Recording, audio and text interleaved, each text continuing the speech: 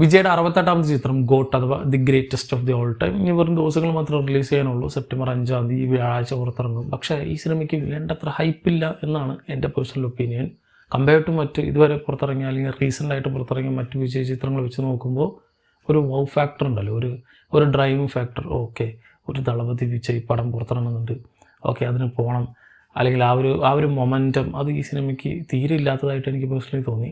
Compare to ഇപ്പോൾ recently പുറത്തിറങ്ങിയ Leo, അതിൻ്റെയൊക്കെ ഒരു ഹൈപ്പ് മീറ്റർ എന്ന് പറഞ്ഞ് ഞാൻ സെപ്പറേറ്റ് ഒരു വീഡിയോ ചെയ്തിരുന്നു. എന്നെയൊക്കെ സംബന്ധിച്ച് പേഴ്സണലി ഞാൻ ഭയങ്കര എക്സൈറ്റഡ് ആയിരുന്നൊരു മൂവിയായിരുന്നു ഈ ലിയോ ഒക്കെ. അതിന് മുമ്പ് പുറത്തിറങ്ങിയ വാരിസ് അടക്കം ആ സിനിമയുടെ ജോണർ എന്താണെന്നറിയാം, ഒരു ഫാമിലി ഓഡിയൻസിനെ ടാർഗറ്റ് പുറത്തിറങ്ങുന്ന സിനിമയാണ്. പക്ഷെ സ്റ്റിൽ ഫസ്റ്റ് ഷോ നമുക്ക് കാണാനുള്ള ഒരു പുഷ് ഉണ്ടല്ലോ, ആ ഒരു ഡ്രൈവിംഗ് ഫാക്ടർ ഈ സിനിമയ്ക്ക് എന്തുകൊണ്ടോ ഇല്ല. ഇതിൻ്റെ അനൗൺസ്മെൻറ്റ് മുതൽ ഒരു ഇൻറ്റൻഷൻ ഉണ്ടായിരുന്നെങ്കിൽ പിന്നീട് അങ്ങോട്ട് ഇതിൽ വരുന്ന അപ്ഡേറ്റ്സുകളൊക്കെ തന്നെ വളരെയധികം ശോകാവസ്ഥയിലേക്ക് പോയ രീതിയിലാണ് എൻ്റെ പേഴ്സണൽ ഒപ്പീനിയൻ. ഞാൻ ഈ സിനിമയെ പറ്റിയല്ല, സിനിമയുടെ ആ ഒരു പ്രൊമോഷണൽ സ്ട്രാറ്റജിയെ പറ്റിയാണ് പറയുന്നത്. ഒരു സിനിമയ്ക്ക് ഉണ്ടാകുന്ന ഒരു ഹൈപ്പ് ക്രിയേഷൻ ഉണ്ടല്ലോ, അതിപ്പോൾ ലിയോയിൽ നമ്മൾ കണ്ടു പല രീതിക്കായിരുന്നു. അതിൽ പുറത്തു വന്ന ഓരോ അപ്ഡേറ്റും ഭയങ്കരധികം എക്സൈറ്റിംഗ് ആയിരുന്നു. എന്തൊക്കെയോ ആ സിനിമയെ പറ്റിയിട്ടുള്ള ആൻറ്റിസിപ്പേഷൻ കൂട്ടുന്ന രീതിയിലുള്ളായിരുന്നു. ആൻഡ് LCU കണക്ഷൻ ഉണ്ടായിരുന്നു, ലൊക്കേഷൻ്റെ പടമായിരുന്നു, വിജയ് ഇതുവരെ ചെയ്യാത്ത രീതിയിലുള്ള ഒരു വയലൻറ്റ് നേച്ചറുള്ളൊരു മൂവി ആൻഡ് ഒരു ആൻറ്റഗോണിസ്റ്റ് നേച്ചറുള്ള അല്ലെങ്കിൽ ഒരു ഡാർക്ക് ഷെയ്ഡുള്ളൊരു ക്യാരക്ടർ നമ്മൾ സിനിമ കണ്ടപ്പോഴാണ് നമുക്ക് മനസ്സിലായത്. ഇതിങ്ങനെ ഒരുപാട് ഇൻട്രസ്റ്റിംഗ് ആയിട്ടുള്ള ഫാക്ടേഴ്സ് ഉണ്ടായിരുന്നു ലിയോ എന്ന ചിത്രത്തിന്. പക്ഷേ അതുപോലെയല്ല ഇപ്പോൾ തൊട്ട് അടുത്ത് പുറത്തിറങ്ങുന്ന ഗോട്ട് ചിത്രം. പക്ഷേ ഈ സിനിമയ്ക്ക് ഉണ്ടാവേണ്ട ഹൈപ്പ് കൂടുതലായിരുന്നു കമ്പയർ ടു മറ്റ് സിനിമകൾ വെച്ച് നോക്കുമ്പോൾ. കാരണം ഇതിപ്പോൾ ദളപതി വിജയുടെ കരിയർ നിർത്താൻ പോവുകയാണ്, അവസാനത്തെ 2 സിനിമകളാണ്. സോ സെക്കൻഡ് ലാസ്റ്റ് മൂവി എന്ന് പറയുന്ന ഈ സിനിമയ്ക്ക് ഉണ്ടാവുന്ന അല്ലെങ്കിൽ ഉണ്ടാവേണ്ട ഹൈപ്പ് ഇതല്ല, ഈ രീതിക്കുള്ള സാധനമല്ല വേണ്ടത്.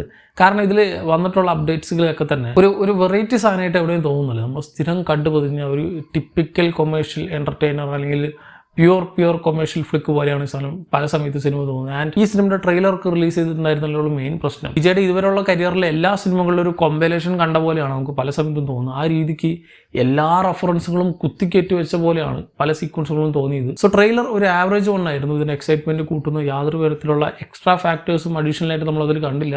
ഒരു പക്ഷേ അതിൻ്റെ കഥ അങ്ങനെ ആയതുകൊണ്ടായിരിക്കും ഒരുപാട് കാര്യങ്ങൾ ചിലപ്പോൾ റിവീൽ ചെയ്യാൻ പറ്റുന്നുണ്ടാവില്ല.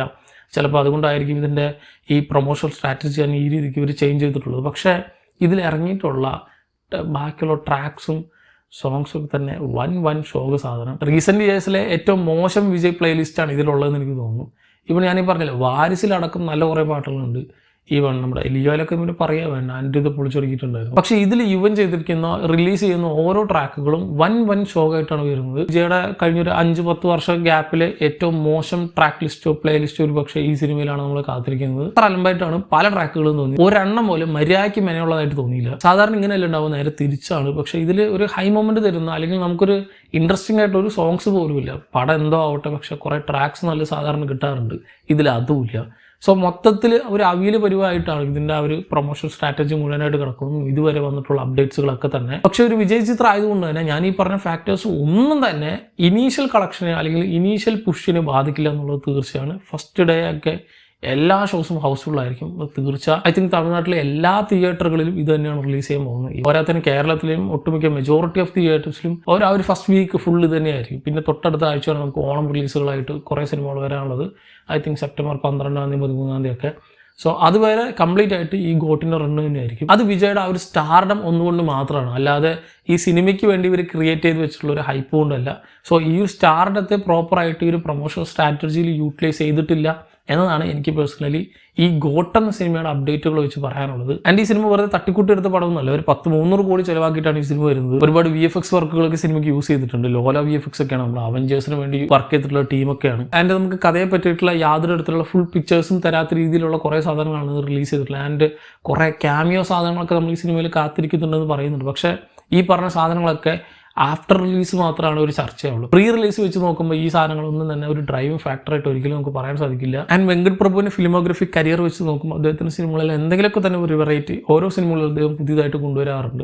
അങ്ങനെ എന്ത് പുതുമയാണ് ഈ സിനിമയിൽ വരുത്താൻ പോകുന്നതെന്ന് നമുക്ക് കണ്ടിരിക്കേണ്ടത്. സ്ഥിരം കാണുന്ന ഒരു സാധാരണ രീതിയിലുള്ള വിജയ് എന്നൊരു ആക്ടറിനെ കിട്ടി അപ്പോൾ എന്തെങ്കിലുമൊക്കെ തട്ടിക്കൂട്ടി ചെയ്യണം എന്ന രീതിയിലല്ല, ഈ സാധനം വിജയ് വെച്ച് മാത്രമേ ചെയ്യാൻ പറ്റുള്ളൂ എന്ന രീതിയിൽ എടുത്തുള്ള ഒരു പടമാണെങ്കിൽ ഇത് വേറെ ലെവലിലേക്ക് മാറും. അല്ലെങ്കിൽ നമ്മൾ സ്ഥിരം കാണുന്ന കൊമേഴ്ഷ്യൽ ചിത്രമായി പോകും. അങ്ങനെ ഒതുങ്ങരുത് ഈ സിനിമ എന്ന് എന്ന് എനിക്കുണ്ട്. കാരണം it's a second last movie of Vijay's career. So എന്നെ സംബന്ധിച്ച് തൊട്ട് മുമ്പ് പുറത്തിറങ്ങിയ ലിയോ ഒക്കെ വെച്ച് നോക്കുമ്പോൾ 0 ഹൈപ്പിൽ പുറത്തിറങ്ങുന്ന സിനിമയാണ് ഈ ഗോട്ട്. പക്ഷേ ഒരു കണക്കിൽ അത് നല്ലതാണ്. ഈ തീരെ ഹൈപ്പില്ലെങ്കിൽ പടം കുറച്ചെങ്കിലും നല്ലതാണെങ്കിൽ ഒരുപക്ഷെ നമുക്ക് നല്ലൊരു ഫീൽ കിട്ടും.